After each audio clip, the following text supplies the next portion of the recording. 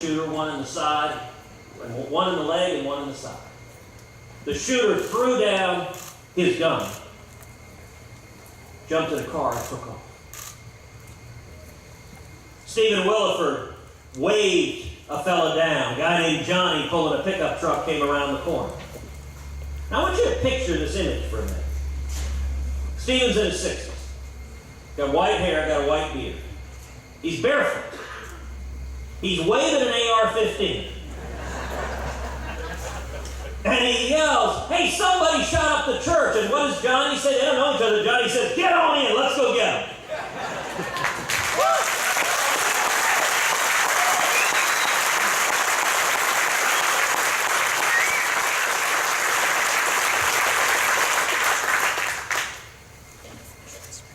That's Texas.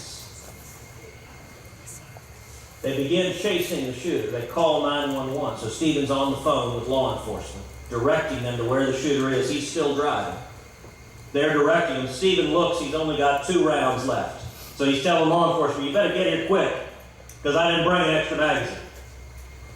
Shooter pulls off on the side of the road, takes his own life with a handgun. Stephen and Johnny pull off. They don't know that he's dead.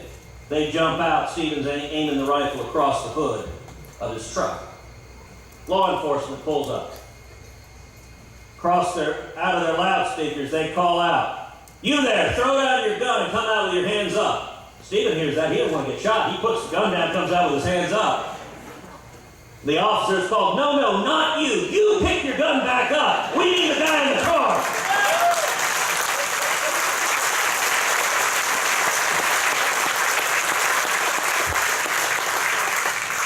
That's Texas. You know, the day after the shooting, I talked with Stephen Williford. He is a simple, humble man.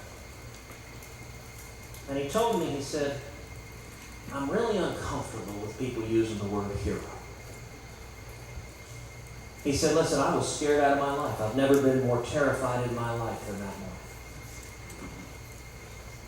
And I told him, I said, "Mr. Williford, sir, courage is not the absence of fear. Courage is acting in the face of fear." And I can tell you, sir,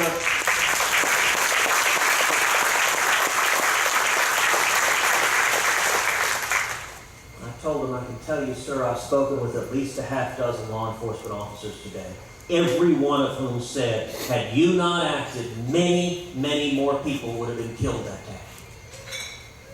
And there are husbands and wives, mothers and fathers, sons and daughters that are breathing air and that are hugging their loved ones because you risked your life and stuck your neck on the line to save them. That's Texas, too. And you know, we're here today celebrating and honoring the incredible heroes in law enforcement.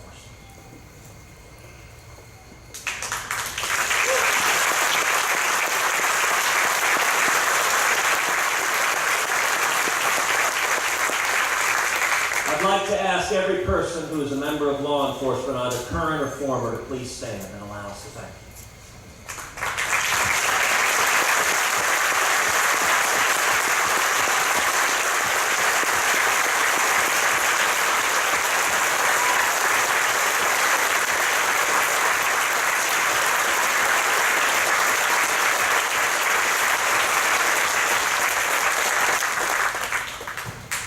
I want to take a minute in particular to recognize a few of these heroes.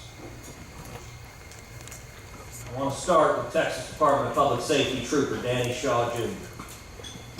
He was deployed to the Rio Grande Valley supporting border operations.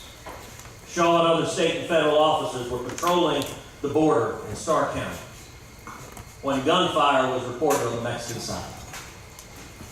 DPS says the gunfire was probably exchanged between the Mexican military and 3 individuals attempting to illegally enter the country.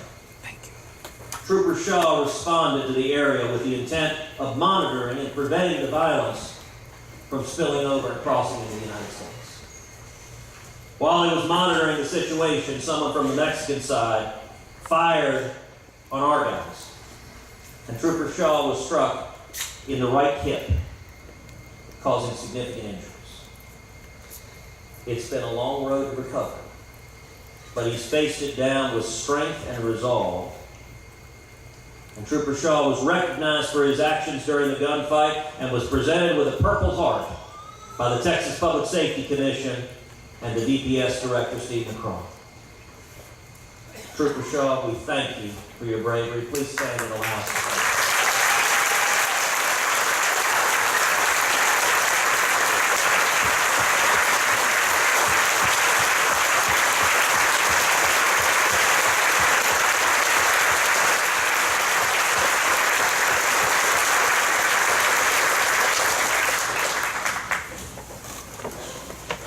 That's Texas. He was called to duty and he rose to duty and defended this nation. Another example. Matt Pierce. Matt Pierce thought he was going to have a normal day at work on March 15th, 2016.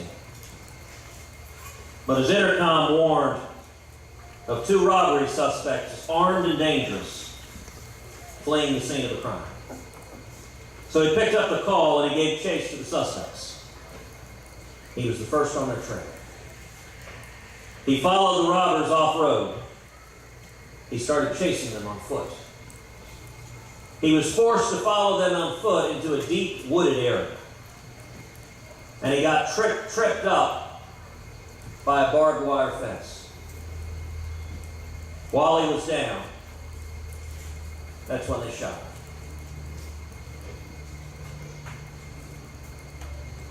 They shot him not once, not twice, 5 times. 7 separate bullet wounds. He was trying to breathe. He was fighting for his life. And he saw a shadow appear over him. When one of the robbers came to shoot him execution style in the head. The last minute he turned his head and the bullet grazed off and hit his jaw instead, sparing his life. Matt was fighting for his life, struggling to stay conscious. Matt is also a trained EMT, so he knew the wounds were serious. He knew his lungs were filling with blood. Other officers arrived on the scene. Someone saw a foot sticking out from behind a bush. They called out for whoever it was to throw down his weapon and come out. And Matt called out with what little strength he had on blew down. Those officers came to him. They treated him. They took him to the hospital. He went through multiple surgeries. And miraculously, he survived. Matt was in a coma, medically induced. He came out of the coma on his daughter's 3rd birthday. And I'll tell you, throughout it all, Matt has kept his sense of humor. In fact, he told me earlier tonight, he said he likes to joke that he was trying to recreate the scene from Matrix, but he wasn't as fast as Neo and he couldn't quite dodge quick enough. That sense of humor is inspiring. Matt sustained shattered bones and wounded organs, but he's a survivor, he's a fighter,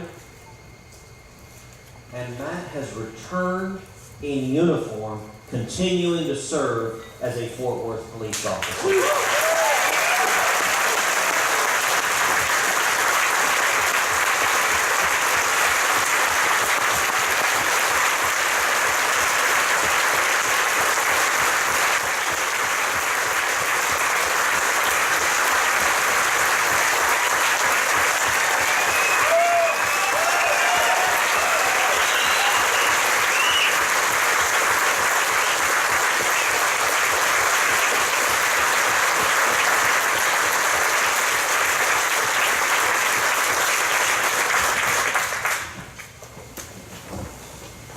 You know, Matt, I joked earlier that no one could be as tough as Chuck Norris.